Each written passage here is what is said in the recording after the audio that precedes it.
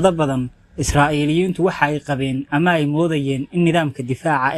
إسرائيل ايرون دوم لو يقانو إن uu yahay mid wax walba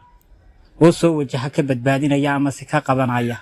oo ay ku calool sameeyeen balse waxay wax waliba isbedeleen 7 Oktoobar markii ay Hamas sida awoodda u soo gashay ay darbiga ka xidhatay Israa'iil intaasoo agab oo kala duwan oo tiknoolajiya oo digital ah oo kharasha ay ku bixisay ayar laga soo gudbay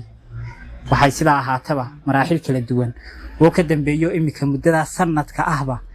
Israa'iiliyiintu jawiga bariga dhexe digoogu way ka sii socdaan oo kii labada dhalasho haystay oo dhan oo laga hor istaagayo si loo xakameeyo dadku aanay u wada xaaladda ay sida tahay dhowr iyo 10kii bishii Abriil markii ay duqaysay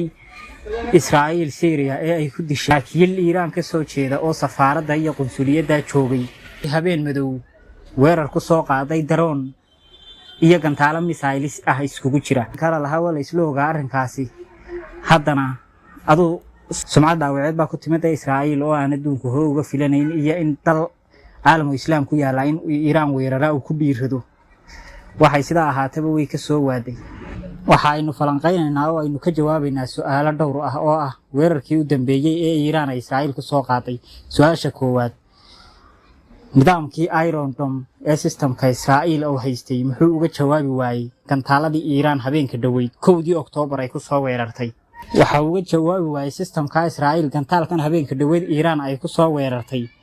waxa ahaa nooca hypersonic loo yaqaan ee 5 jibaar ka dheereeya guuxiisa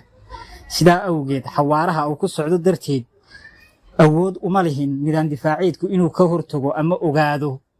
marka uu hawada soo galo su'aasha labaad maxaa loo arki waayay hal qof oo ku dhintay duqeynta iyo gantaalaha habeenka dhaweyd ay ku soo weerartay Iiraan Israa'iil keedba dhaawaca iyo dhibaatada soo gaadha iyo dhimashada intaba way qarisaa oo uma sheegto bulshadeeda maadaama oo ay ogsoon yihiin mantaqada ay ku dhaxnool yihiin wadamada ku gadaamani inay yihiin wadamo muslim ah oo cadowna ay u arkaan marka wixii dhibaato ay soo gaadha hadii ay sheegto cadowgeega ayaa ku farxayo xogta ma bixiso waana sidaa iska badaaye cidii ma garanaysaa wadanka ah ee cidii muwaadiniinta Israa'iil ah ee xog gudbisa ama dhaawac soo gaaray dawladda xog ka bixisa waxay u arkaan shisheeye kalkaal iyo cadowga gudaha oo isaga laftiisa ayaa talaabo sharci ah laga qaadaa dadkeedana sidaa